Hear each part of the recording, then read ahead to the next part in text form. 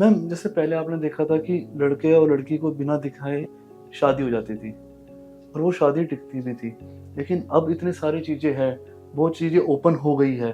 फिर भी मैम क्या कहते हैं आजकल देख रहे हैं कि पहले के मुकाबले तलाक के केस अब ज़्यादा आ रहे हैं। और इसकी जी। क्या वजह हो सकती है कि इतनी ज़्यादा जो तलाक हो रहे हैं? मतलब आप कहीं भी सुनेंगे तो पूछा कि उनकी नहीं चल पाई या 1 साल बाद या कुछ महीने बाद ये खबर सुनने को मिल ही जाती है। बहुत सारे रिलेटिव्स में भी ऐसा होता होगा, तो मैम मेन वजह क्या है कि जो अब इतने तलाक हो रहे हैं, पहले लोग निभा लेते थे? पहले मुझे लगता है लोग इसलिए भी निभा लेते थे because lack of horizon, lack of awareness, more tolerance. पहले औरतें इतनी फाइनेंशियली इंडिपेंडेंट नहीं थी, पहले इतनी औरतें फाइनेंशियली या पहले औरतें इतनी एम्पावर्ड नहीं थी। वो सिर्फ घर के चौले जो के इसमें they would be just doing that, और बच्चे संभालना, घर संभालना, तो उनको उस सर्कल से कभी टाइम ही नहीं मिलता था।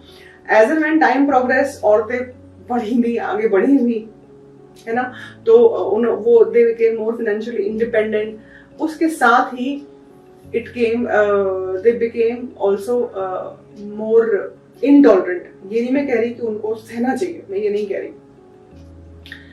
with that came a lot of other problems। both husband and wife, both man and the woman, they became less patient, more aggressive। तेरा मेरा, there is no unity।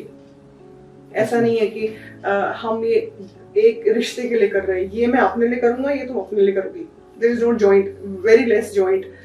फिर दोस्ती नहीं है, अपनापन नहीं है, एक सेंस ऑफ बिलोंगिंग नहीं है। जब सब कुछ ही अपना अपना अपना करना है तो रिश्ते तो दूरों से बनते हैं।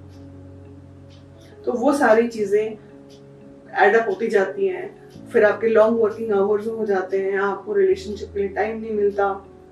उसमें आपको अपनी सोसाइटी भी देखनी है, उसमें आपको अपने सोशल ऑब्लिगेशन भी पूरे करने हैं, आपको अपनी हेल्थ पे भी ध्यान देना है, उसमें आपको रिश्ता भी संभालना है, उसमें आपको ऑफिस भी देखना है, उसमें आपको ग्रो भी करना है, उसमें आपको बच्चे भी देखने हैं।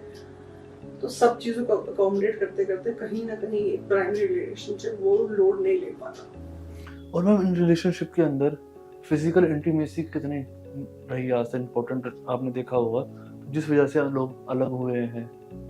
देखिए, physical intimacy is very subjective. Physical intimacy का मतलब हमेशा ये नहीं होता कि आप फिजिकली या सेक्सुअली कनेक्टेड है। Physical intimacy can be holding hands with your partner, it can be just a hug with your partner, it can be just a kiss with your partner।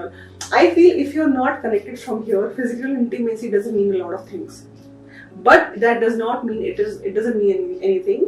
It's also a very important factor to bind a couple। ठीक है, लेकिन अगर आप छोटी छोटी बातों को दिल से लगा के बैठे हो, तो जिस इंसान के साथ आप कुछ करना भी चाहते हो तो वो मन में कभी आता ही नहीं है, बिकॉज आपका your heart is full with so much of bitterness and resentment.